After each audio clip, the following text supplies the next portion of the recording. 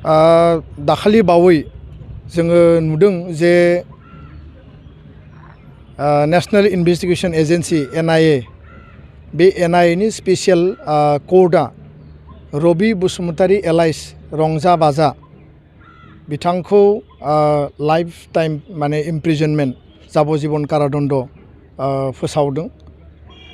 आरो आथिखालाव जोङो जिखौ जोंनियाव तथ्य दङ आरो जोङो सेन्ट्रेल माने जेलाव जाय बिथांमोनखौ लोगो हमदों जे गासै 59 NDBS NDB RDR गुबुन गुबुन हानजानि बेयाव NIA आदालतआ बा CBI आदालतआ बिसार खालामबाय थानाय जेलाव दङ। दा दाखालि बावै NIA आदालतआ बा NIA नि स्पेशल कर्टआ रबि बसुमतारी बिथांखौ जि लाइफ टाइम इमप्रिजनमेन्ट होबाय बियो भेरि माच आनफर्चुनेट आरो बेखौ लानानै दुलाराय बर' फरायसा आफादा गोख्रोङै सोंखारिदों। आङो एसे सिगाङाव एसामिस आरो गुबुन गुबुन TV चेनेलावबो बे बाथ्राखौ रिसेन्टमेन्ट आङो होदों जे बाथ्राया जाहैबाय जे 2020 27 जानुवारि बे गोजोन गोरोबथानि सिगां बा BTR गोरोबथानि सिगां जाय बिथां जेलाव दङमोन सुक्तिनि उनाव बिथांमोनखौ हगारनायनिसो बेयाव बाथ्रा दङमोन आरो 9.4 आव क्रिमिनेल केस आरो हाइनियास आरो नन हाइनियास बे केस उइथड्र खालामनायनि बाथ्रा दङ। दा बेबायदिनो जोंनि मिथिनायाव आसामनि हम डिपार्टमेन्टआ जोङो जि तथ्य होदों 263 नाम्बार्स अफ केसेसखौ अलरेडि उइथड्र खालामबाय आरो माखासे केसा दिनै उइथड्र जानो गोनां दङ। दा बेबायदि मोनसे समाव जेराव जोङो भारत सरकारजों सावरायदों, भारत सरकारनि नखर बिफान हम डिपार्टमेन्टखौ जों बुंदों, आसामनि गिबि मन्थ्रिजों सावरायनायाव जों बुंदों, हाई लेभेल जिखिनि अफिसियेलफोर दं बिथांमोननि सावरायनायाव बुंदों जे सान्ति सुक्तिनि उनाव जाहाथे रावबो बेबायदि CBI आरो NIA नि आदालतआव भार्डिक्ट मोननो गोनां जाया आरो सान्ति सुक्तिनि मुल आधारानो जाबाय जोंनि ओनसोलखौ गोजोन लाबोनाय, पिस लाबोनाय, सान्ति लाबोनाय आरो नैथि आधारा जाहैबाय जे बे गोजोन गोरोबथानि गेजेरजों BTR एग्रिमेन्टनि गेजेरजों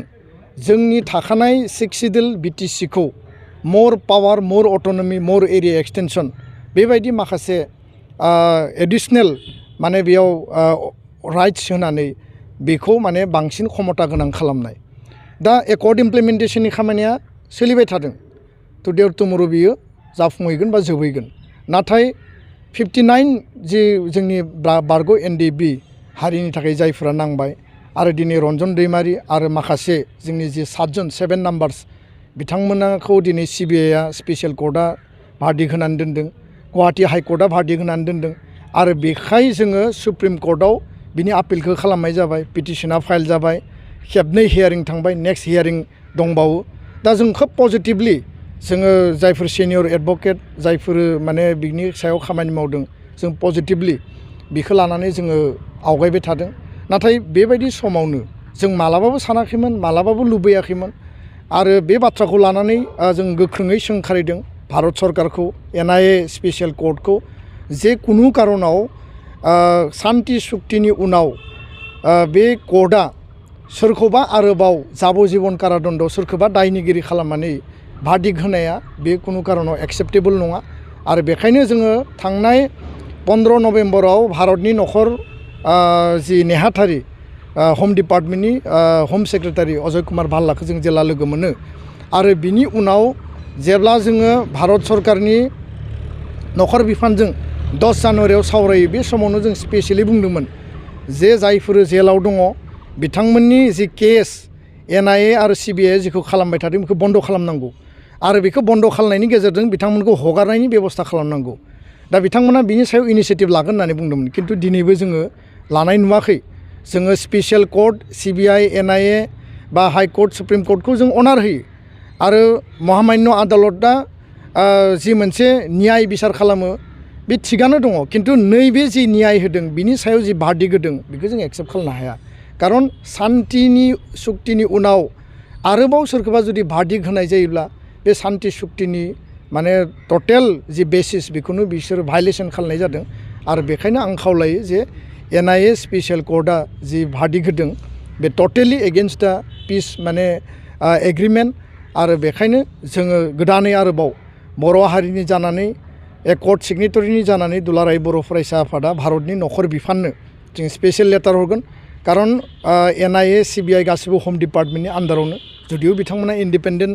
एजेन्सि दा बेखायनो बिथांमोनखौ जों खावलायगोन जे NDB रिलेटेड आरो एकर्ड रिलेटेड जेसेबां केस दङ बे जि दायानो जाया मानो सिगाङाव दायनिगिरिमोन खिन्थु एकर्डनि उनाव बिसोर दायनिगिरि नङा दा बेखायनो जातिनि सार्थआवसो जिहेतु बिथांमोना नांदोंमोन बिथांमोनखौ हगारनायनि खामानि मावनांगौ आरो केस माने नोङो हियारिं खालामनानै सोरनिबा जाजमेन्ट होनाय मेटारखौ बन्द खालामनांगौ दिनैनि बे प्रेस मिटनि बा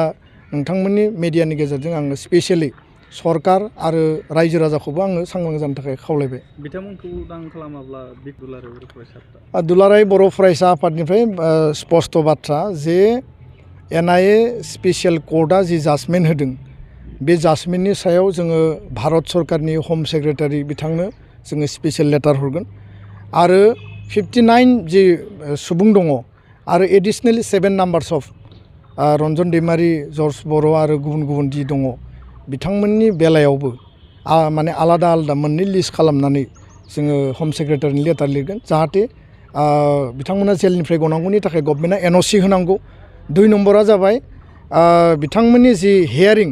बियो कमप्लिटलि बन्द जानांगौ आरो बिथांमोनखौ लांदां अख्राङाव हगारनानै हरनांगौ आरो बे जि माने NIA नि जि मोनसे बिथांमोनखौ जि क्रिमिनेल मोनसे नोजोरजों नायनाय बियो खोब दुखुनांथाव आरो बेबायदि ट्रिटमेन्टखौ जोङो सहायनाया माने जोंनि थाखाय एक्सेप्टेबल नङा गोजोन्थों।